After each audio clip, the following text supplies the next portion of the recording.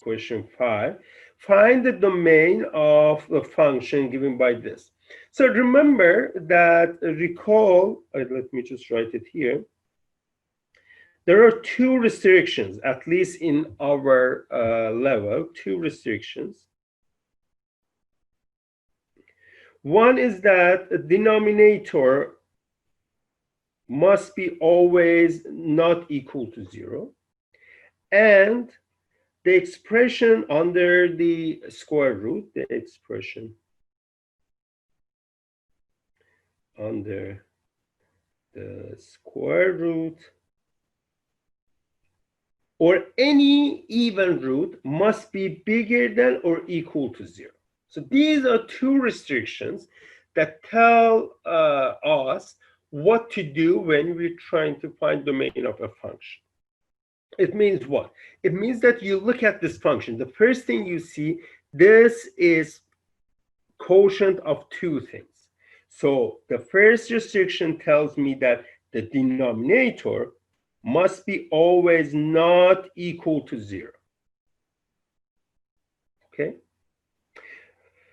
On the other hand, well, okay, so this will right away tell me that if the square root of something is not 0, then that thing itself must be not 0.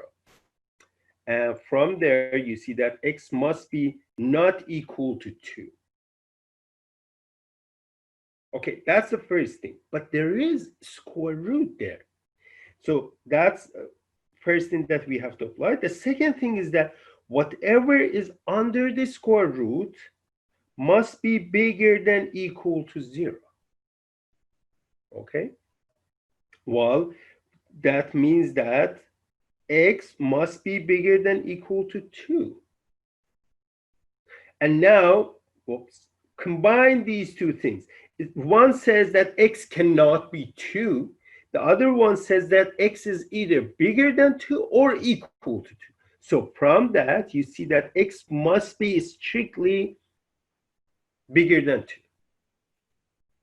And well, if you want to write that as interval, it is 2 to plus infinity.